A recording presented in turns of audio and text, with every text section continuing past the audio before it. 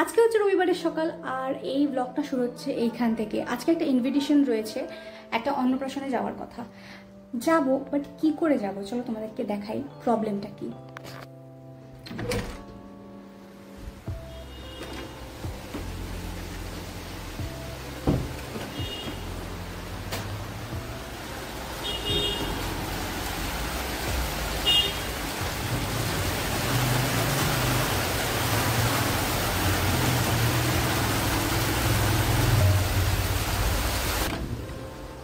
তো বুঝতেই পারলে যে প্রবলেমটা কি। আমি যখন ঘুম থেকে উঠলাম ওই টাইমটাতে কিন্তু একদম রোদ ছিল, তো ভাবলাম বাহ একটা ভালো জায়গায় যাবো, ঠিক আছে অকেশন আছে একটা, সেখানে একটু সাজগোজ করে ভালো মতো যাওয়া যাবে। বাট দেখো এরকম বৃষ্টি, তো এই বৃষ্টির মধ্যে আমি কি পরে যাব। আমি কিছু জিনিস সিলেক্ট করে রেখেছিলাম যে এগুলো পরবো বলে, তোমাদেরকে দেখাচ্ছি ওয়েট। সো আমি ভেবেছিলাম যে এই শাড়িটা পরবো, দেখতেই পাচ্ছ পিচ কালারের একটা সুন্দর শাড়ি, এই ব্ল্যাক ব্লাউজের সাথে কম্বিনেশন করে পরবো। তো এখন এই শাড়িটা পরা যাবে কি যাবে না মানে বুঝতে পারছি না। এর সাথে ম্যাচিং আমি কানের গলার সব কিছু বের করে রেখেছিলাম, যে রাত্রিবেলা সব তৈরি করে রেখেছি, সকালবেলা উঠবো একটু টিফিনটা করে খাওয়া দাওয়া করে আমরা বেরিয়ে যাব। বাট এই বৃষ্টিতে আমার সব ভেস্তে দিয়েছে, সব ভেস্তে দিয়েছে। কলকাতায় তো বৃষ্টি হচ্ছে আর চারিদিকে জল জমছে, এটা তো একদম মানে সাধারণ স্বাভাবিক একটা পরিস্থিতি যাকে বলে। তো ওখানে যদি আমি যাই যে জল থাকে, আমি কোথায় কি করব, শাড়িটাই নষ্ট। তো আমি একটু মানে জাস্ট ভাবছি যে কি পরবো, শাড়ি পরবো না সালোয়ার পরবো। সো দেখি কুর্তি আর এই জিন্সটাই পরে যাবো। সো লেটস সি, চলো। এখানে আমি দেখতে পাচ্ছ রেডি হয়ে গেছি, কুর্তিটা আর জিন্সটা কিন্তু এখানে আমি পরে নিয়েছি, দুটোর কম্বিনেশন কিন্তু খুবই এখানে মারাত্মক লাগছে। এবারে কিন্তু আমাকে মেকআপটা করে নিতে লাগবে, বেশি দেরি করা যাবে না। তো মজার একটা বিষয় হয়েছে, এখানে আমি আমার সব কানের গলার আর যে চুলটা দেখছি এখানে রেখেছি, ছোটো চুলটাকে বাঁধবো বলে। তো সব কিছু দেখছিলাম যে কোন জুয়েলারি পরবো, কি করব না করব। হঠাৎ দেখছি বাইরে ঝলমলের রোদ্দুর, আর আমাকে কে পায়। তাহলে চলো চটপট আবার রেডি হয়ে গেছি। এখানে আমি পিঙ্ক কালারের শাড়ি, ব্লু কালারের ব্লাউজটা দিয়ে পরেছি। অবশ্যই তোমরা জানাবে কম্বিনেশনটা কীরকম লাগছে। এখানে আমি রেডি হয়ে গেছি, আর ঘরের অবস্থা তো বুঝতেই পারছো এখন তাহলে কী থাকবে। বাড়িতে সেগুলো আবার সব আমাকে গোছাতে লাগবে। তা আমি এখানে বাপির সাথে এখানে ওয়েট করছিলাম যে মামুনির কখন হবে। তো মামুনির হয়ে আসতে আমরা বেরিয়ে যাব। এই বাইরে দেখো রঙ্গন ফুল, সেটা তোমাদেরকে একটু দেখিয়ে নিলাম। আর একটাই মনের মধ্যে ভয় করছে যে কখন যে বৃষ্টিটা নামবে, বাবা তার আগে চলে আসতে হবে।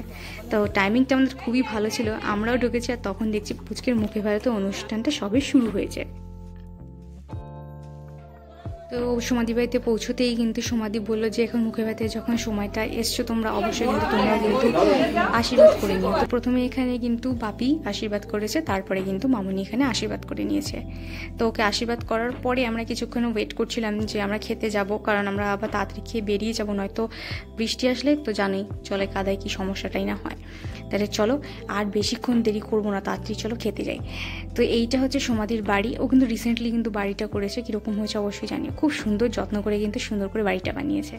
তো এখানে বসতেই রান্নাগুলো একের পর এক আসছে। আর একটা কথা বলে দিই, এখানে যা রান্না হয়েছে না সব সমাধির বাবাই কিন্তু নিজের হাতে রান্না করেছে।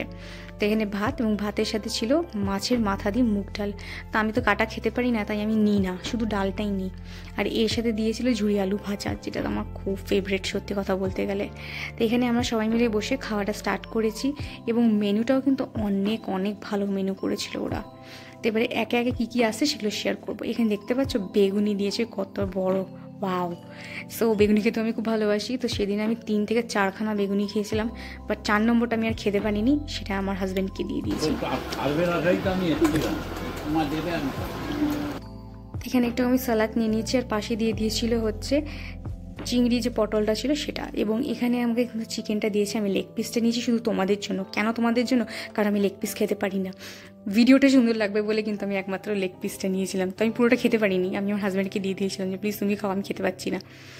আর এই পায়েসটা দুর্দান্ত হয়েছিল, মানে সমাধির বাবা যে এত সুন্দর রান্না করে আমি সত্যিই জানতাম না। তো পায়েসটা আমি এতটাই খেয়েছি, মানে অ্যাকচুয়ালি মিষ্টি খেতে একদম খুব একটা আমি পছন্দ করি না, কিন্তু ভালো রান্না কে না পছন্দ করে বলো। সো এখানে কিন্তু অনেকখানি পায়েস খেয়েছি, এবং রসগোল্লাটাও ছিল ভীষণ নরম।